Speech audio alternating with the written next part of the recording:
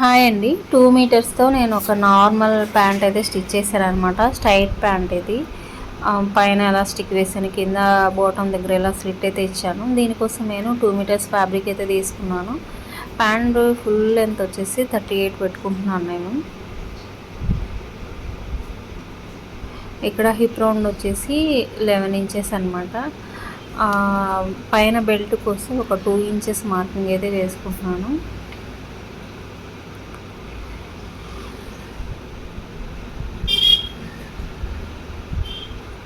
ఇక్కడ 2 inches marking చేసా కదా, అక్కడ నుంచి కిందకి క్రాస్ లెంత్ అనేది మార్క్ చేసుకోవాలి. క్రాస్ లెంత్ వచ్చేసరికి నేను 11.5 తీసుకున్నాను. ఇక్కడ కర్వ్ షేప్ అనేది తీయడానికి 2.5 ఎక్స్ట్రా మార్క్ చేశాను. అక్కడ నుంచి టేప్ని ఇలా మిడ్ పాయింట్ అనేది మార్క్ చేసుకోవాలి. మిడ్ పాయింట్ ఎంత ఉందంటే 6.2 వచ్చింది నాకు. ఇదే 6.2ని ఇక్కడ మనం బాటంలో మార్క్ చేసుకొని ఆ పాయింట్కి ఖాళీ లూజ్ అనేది మార్క్ చేసుకోవాలన్నమాట. 7 ఇంచెస్ని అటు 3.5 ఇటు 3.5 అయితే పెట్టుకున్నాను. ఇక్కడ కర్వ్ షేప్ అనేది ఇచ్చుకొని ఈ స్కేల్తో షేప్ అనేది మార్క్ చేసుకుంటున్నాను. ఇది లెక్కర్ స్కేల్ అనమాట. దీంతో మనకి షేప్ అనేది ప్యాంట్ షేప్ అనేది నీట్గా వచ్చింది. సో ఇటువైపును కూడా స్కేల్తో మార్కింగ్ అయితే చేసుకున్నాను. ఇక్కడ బాటంలో ఒక 2 ఇంచెస్ ఫోల్డ్ చేసి కుట్టుకోవడానికి మార్క్ చేసుకొని స్కేల్ తోటి మార్క్ చేసుకున్నాను. ఇక్కడ బ్యాక్ పార్ట్ అనేది ఒక 2 ఇంచెస్ ఎక్స్ట్రా అనేది తీసుకోవాలి. ఫ్రంట్ పార్ట్ వేసి ఈ సైడ్ అంతా కూడా యాజ్ టీజ్గా ఎలా ఉందో అలాగే మార్క్ చేసుకున్నాను. ఎక్స్ట్రా ఏదైనా కర్వ్ షేప్ వైపున ఎక్స్ట్రా ఖర్చు అనేది తీసుకోవాలి. సో ఇక్కడ కూడా ఉన్నది ఉన్నట్టుగానే మార్క్ చేసుకోవాలి. ఈ కర్వ్ షేప్ దగ్గర ఒక 2 ఇంచెస్ ఎక్స్ట్రా అయితే మార్కింగ్ అయితే చేసుకుంటున్నాను కర్వ్ షేప్ దాకా.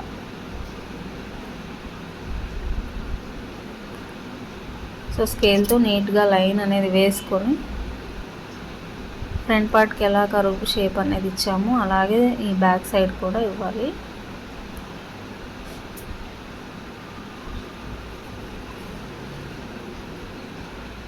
ఇక్కడ పైన 2 ఇంచెస్ అనేది ఎక్స్ట్రా లూజ్ పెట్టుకున్నాం కదా, ఇక్కడ ఖాళీ చివరి భాగం నుంచి కర్వ్ షేప్ వరకు కూడా 1.5 ఇంచ్ అనేది అంటే 1.5 లూజ్ అయితే పెట్టుకుంటున్నాను.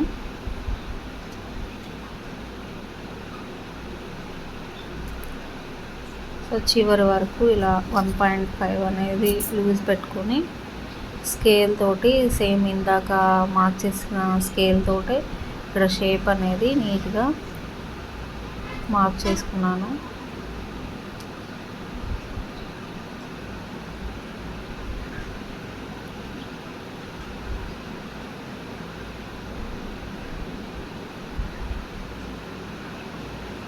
ఇలాంటి స్కేల్స్ ఏంటంటే బిగినర్స్కి మనకి చాలా ఈజీగా ఉంటుంది మార్క్ చేసుకోవడానికి. ఇప్పుడు ఫ్రంట్ పార్ట్ అనేది తీసేసి సేమ్ ఎలా ఉందో అలా కట్ చేసుకోవాలి. ఇక్కడ